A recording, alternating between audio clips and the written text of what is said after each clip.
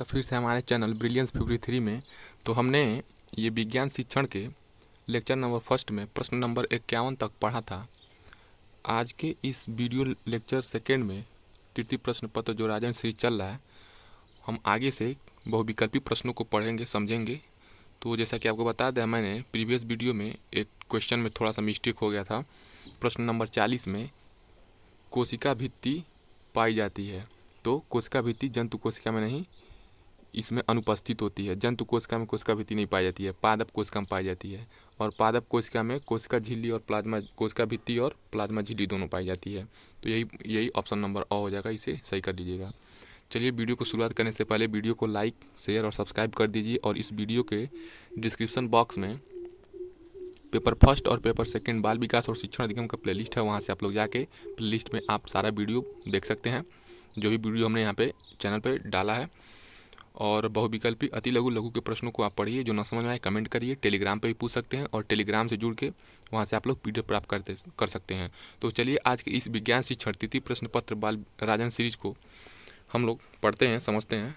ये बहुविकल्पी प्रश्न है, इसका एक लेक्चर और शायद ख़त्म हो जाए इसमें, तो उसके बाद अति लघुत्तरी प्रश्नों को विज्ञान का स्टार्ट करेंगे। तो चलिए शुरू करते हैं प्रश्न नंबर 52 से। तो वीडियो को लाइक कर दीजिए, और जो भी डेली फर्स्ट सेमेस्टर एग्जाम देने वाले हैं उन्हें आप लोग शेयर जरूर कर दें।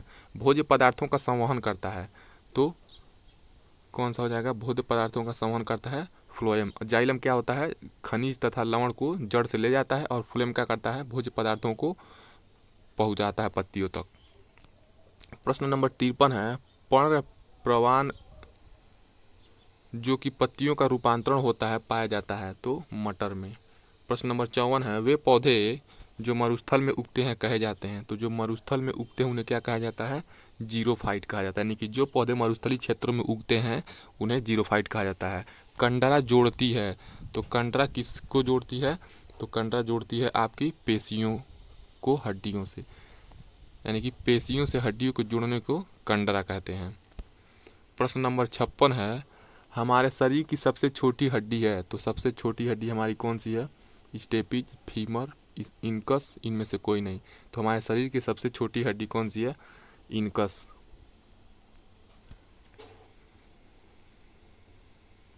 प्रश्न नंबर 57 है, निम्न में से कौन सा रोग विटामिन की कमी से होता है? तो विटामिन की कमी से अपूर्णता रोग होता है। 1 गज बराबर होता है, 1 गज कितने के बराबर होता है? तो 1 गज में 3 फुट होता है, 2 गज में 6 फुट हो जाएगा। प्रश्न नंबर 59 हो जाएगा, भूमि से जल एवं खनिज लवणों का अवशोषण करती है तथा पौधों की भूमि में स्थिर रखती है, तो क्या रखती है? भूमि में और जल और खनिज लवणों को भूमि के अंदर कह रहा है, तो जड़ जो होती है भूमि के अंदर जल और खनिज लवणों को अवशोषण करती है, और पौधों को आपको पता है वही स्टेबल बनाए रखती है, वही गिरने नहीं देती है, जड़। प्रश्न नंबर 40 है, जलीय कीटभक्षी पौधा है, तो जलीय कीटभक्षी पौधा कौन है? ड्रोसेरा, नेपेंथिस, यूट्रिकुलेरिया, ये सभी। तो जलीय कीटभक्षी पौधा कौन सा है? यूट्रिकुलेरिया है। एक बीजपत्री पौधों की विशेषताएं हैं, तो एक बीजपत्री, इनकी पत्तियों में समानांतर सिरा विन्यास पाया जाता है। बीजों में केवल एक बीजपत्र, मक्का, धान, गेहूं पाया जाता है। तो ये क्या हो जाएगा? ये दोनों सही है, तो अ तथा व दोनों हो जाएगा। प्रश्न नंबर 62 है, ऊपर एक बीजपत्री पौधे की विशेषता थी, नीचे द्विबीजपत्री पौधों की विशेषता के बारे में पूछ रहा है। तो द्विबीजपत्री पौधों की विशेषताएं होती हैं, इनकी पत्तियों में जालिकावत सिरा विन्यास पाया जाता है, यानी कि जालीनुमा। बीजों में 2 बीजपत्र, 2 दाल, चना, मटर, सरसों पाया जाता है, यानी कि 2 बीजपत्र होते हैं तो उन्हें 2 बीजपत्री, और 1 बीजपत्र होते हैं तो उन्हें 1 बीजपत्री। जैसा कि ऊपर देखिए, 1 बीजपत्री में क्या? मक्का, धान, गेहूं, ये सब 1 बीजपत्र के ही अंदर होते हैं। और जो द्विबीजपत्री होते हैं, 2 दाल, चना, मटर, सरसों, ये क्या होते हैं? द्विबीजपत्र। और जो 1 बीजपत्री होते हैं उनके जो सिरा विन्यास होता है वो समानांतर सिरा विन्यास पाया जाता है, और इसमें जालीनुमा पाया जाता है द्विबीजपत्री में। तो ये ऑप्शन नंबर 100 सही हो जाएगा। जड़ों के प्रकार हैं, तो जड़ आपका मूसला जड़ होता है, अपस्थानिक जड़ होता है, तो ये अ ब दोनों हो जाएगी। ऑप्शन नंबर 100 सही हो जाएगा।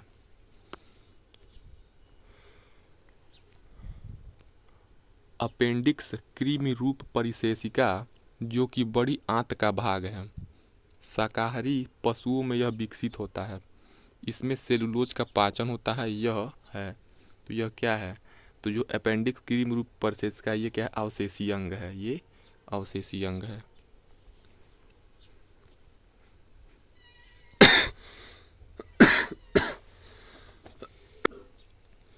प्रश्न नंबर 65 है, पौधों में वाष्पोत्सर्जन की क्रिया होती है तो जड़ द्वारा, तनों द्वारा, स्टेमेटा पर्णरंध्र द्वारा, इन सभी के द्वारा। तो पौधों में जो वाष्पोत्सर्जन की क्रिया होती है वो स्टोमेटा पर्णरंध्र के द्वारा क्या होती है? वाष्प का उत्सर्जन होता है। जल का वाष्प के रूप में उत्सर्जन होता है पौधों के स्टोमेटा पर्णरंध्र के भाग में। लाइकेन है, लाइकेन क्या है? तो लाइकेन एक सहजीवी पौधा है। प्रश्न नंबर 67 है, परजीवी पौधा है तो परजीवी पौधा क्या है? अमरबेल, चंदन, रेफ्लिसिया, यानी कि दूसरे जीव जंतु भोजन के लिए अपने दूसरे जीव जंतु पे निर्भर रहता है। तो ये अमरबेल भी रहता है, चंदन भी रहता है, रेफ्लिसिया भी रहता है। तो ये ऑप्शन नंबर 10 सही हो जाएगा। प्रश्न नंबर 68 है, कीटभक्षी पौधे कीटों का भक्षण नाइट्रोजन की कमी को पूर्ण करने के लिए करते हैं। कीटभक्षी पौधे हैं तो कीटभक्षी पौधे आपका ड्रोसेरा, नेपेंथिज, यूट्रिकुलेरिया, ये सभी। तो ये सभी ऑप्शन सही हो जाएगा। प्रश्न नंबर 69 है, स्वपोषी जो अपना भोजन स्वयं बनाते हैं। तो अपना भोजन कौन बनाते हैं? पौधे अपना भोजन स्वयं बनाते हैं। किस रक्त समूह को सर्वग्राही कहते हैं, यानी कि यूनिवर्सल एक्सेप्टर किसे कहते हैं? तो यूनिवर्सल एक्सेप्टर आपका AB है। हमारे शरीर की सबसे बड़ी हड्डी है तो हमारे शरीर की सबसे बड़ी हड्डी फीमर है जो जांघ में पाई जाती है। प्रश्न नंबर 72 है, हमारे शरीर के किन अंगों में लसिका कोशिकाएं बनती है? तो यकृत में, तिल्ली में, अग्नाशय में, वृक्क में, यानी कि किडनी में। तो हमारे शरीर के किन अंगों में लसिका कोशिकाएं बनती हैं? तो तिल्ली में बनती हैं। प्रश्न नंबर 73 है, वयस्क मानव में हड्डियों की संख्या होती है। तो वयस्क मानव में 206 हड्डी होती है, जैसा कि आपको पता है। प्रश्न नंबर 74 है, निम्न में से कौन सा जल में घुलनशील विटामिन होता है? तो जल में घुलनशील ADE होता है और वसा में घुलनशील ADE में से जो बच रहा है वो हो जाएगा। जैसे A हो जाएगा, A तो नहीं होगा, सॉरी, यानी कि क्या होगा? बस B होगा। देखिए विटामिन B, C क्या हो जाएगा? वसा में घुलनशील क्या हो जाएगा? B और C, क्योंकि इसमें ADE क्या हो जाएगा? जल में घुलनशील और वसा में घुलनशील BC हो जाएगा। प्रश्न नंबर 75 है, निम्न में से कौन सा वसा में घुलनशील विटामिन है? तो वसा में घुलनशील विटामिन B और C होता है। स्कर्वी रोग से की पहचान क्या है? तो स्कर्वी रोग की जो पहचान क्या है? मसूड़ों से रक्तस्राव जब होने लगे तो समझ जाइए स्कर्वी रोग हो गया है।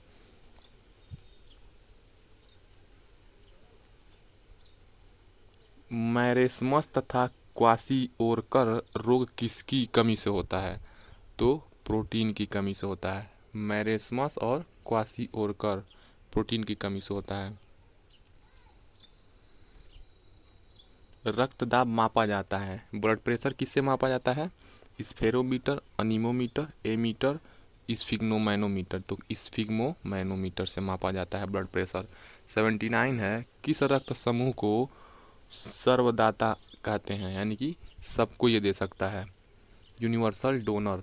यूनिवर्सल डोनर क्या हो जाएगा? ब्लड ग्रुप O हो जाएगा। और सर्वग्राही यानी कि यूनिवर्सल एक्सेप्टर कौन हो जाएगा? AB, यानी कि AB किसी भी ब्लड ग्रुप को AB जो ब्लड ग्रुप जिसका होगा वो किसी भी ब्लड ग्रुप का ब्लड ले सकता है AB। और जो O होता है वो यूनिवर्सल डोनर होता है, वो किसी को भी ब्लड दे सकता है, यानी कि देने में सबको ये यूनिवर्सल सर्वदाता क्या है? O हो जाएगा और एक्सेप्ट करने वाला AB हो जाएगा। प्रश्न नंबर 80 है, उपापचय क्रिया कितने प्रकार की होती है? तो 2 प्रकार की होती है। 81 है, वायु है। वायु क्या है? विषमांगी मिश्रण है। और क्यों विषमांगी मिश्रण है? क्योंकि वायु में नाइट्रोजन, ऑक्सीजन, ओजोन, बहुत सारे गैस हैं। सल्फर डाइऑक्साइड हो गया, नाइट्रोजन हो गया, मतलब बहुत सारे फिर से ये मीथेन हो गया, बहुत सारे गैस हैं। और सारे गैस की स्ट्रक्चर क्या है? अलग अलग हैं और प्रॉपर्टी अलग अलग है, इसीलिए विषमांगी मिश्रण है।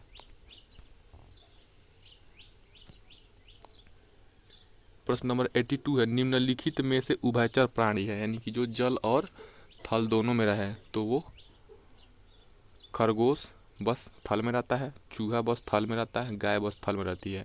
कछुआ क्या रहता है? थल में भी चलता है और जल में भी चलता है कछुआ। प्रश्न नंबर 83 है, निम्नलिखित में से कौन सा मछली का अनुकूलन अंग नहीं है? तो धारारेखित शरीर के माध्यम से वो मछली क्या होती है? बहुत फास्ट स्पीड में पानी में तैरती है। पंख के माध्यम से आगे वो बढ़ती है। फेफड़े के माध्यम से सांस लेती है। फेफड़ा कह रहे हैं, ये गलफड़े के माध्यम से सांस लेती है, यानी कि अ, ब और स, ये तीनों क्या है? उसके अनुकूलन में सहायक है, यानी उसे जीवित रहने में, उसे पर्यावरण के साथ रहने में सहायक है। लेकिन ये फेफड़ा मनुष्यों में होता है, उसे सांस लेने में, तो ये उसके अनुकूलन में सहायक नहीं है। तो गलत का उत्तर गलत हो जाएगा, ऑप्शन नंबर 10 सही हो जाएगा। प्रश्न नंबर 84 है, एपीकल्चर है। तो एपीकल्चर किसे कहते हैं? मधुमक्खी पालन को क्या कहते हैं? एपीकल्चर कहते हैं। प्रश्न नंबर 85 है, मानव कपाल में हड्डियों की संख्या, तो मानव खोपड़ी में हड्डियों की संख्या कितनी होती है? तो 8 होती है।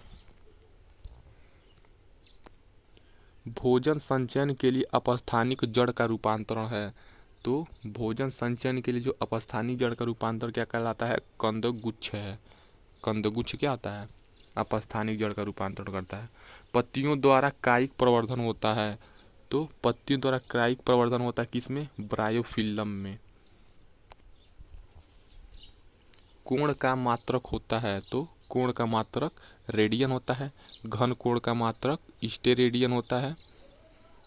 पदार्थ की मात्रा को मोल कहते हैं, विद्युत की यूनिट को एम्पियर कहते हैं।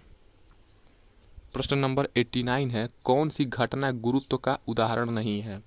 तो पेड़ से पत्तों का गिरना, ये भी है। उछाले गए बाल का धरती पर गिरना, ये भी गुरुत्वाकर्षण बल के द्वारा धरती, यानी कि धरती जिस बल के माध्यम से किसी भी वस्तु को अपनी ओर आकर्षित करती है वो गुरुत्व बल कहलाता है।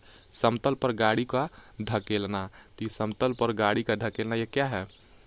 ये हम अपने हाथ से धक्का दे रहे हैं या किसी मशीन से धक्का दे रहे हैं, तो वो गुरुत्व बल नहीं है। पहाड़ी से पत्थर का टूट कर नीचे की ओर लुढ़कना क्या हो जाएगा? ये भी गुरुत्व बल हो जाएगा। तो पूछा कौन नहीं है? तो समतल पर गाड़ी का धकेलना गुरुत्व बल नहीं है।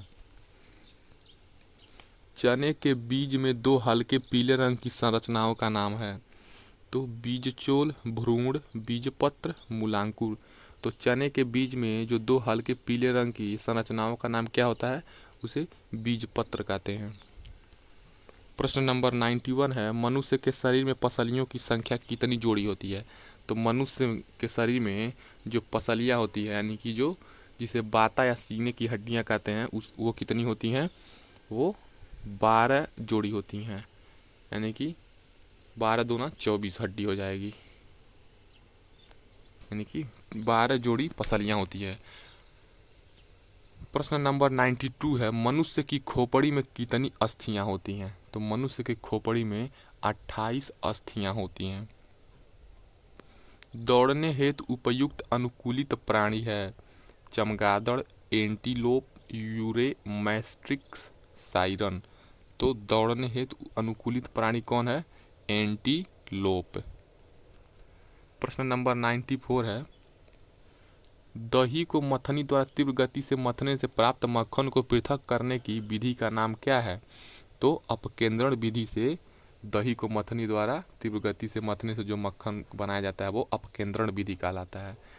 देखिए, राजन सीरीज का बहुविकल्पी प्रश्नों का विज्ञान शिक्षण तृतीय प्रश्न में लास्ट क्वेश्चन 95 है, निम्नलिखित में से यौगिक है। तो निम्नलिखित में से यौगिक कौन है?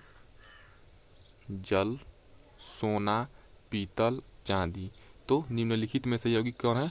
जल है। इस प्रकार हमने 2 वीडियोज़ में विज्ञान शिक्षण के तृतीय प्रश्न पत्रों के 95 बहुविकल्पी प्रश्नों को सॉल्व कर लिया है।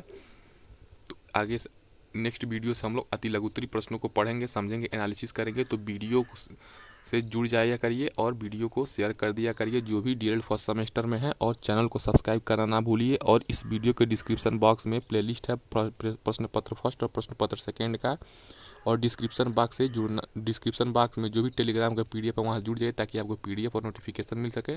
और जो ना समझ में आए कमेंट करिए, वीडियो को लाइक करिए। चलिए मिलते हैं नेक्स्ट वीडियो में। जय हिंद।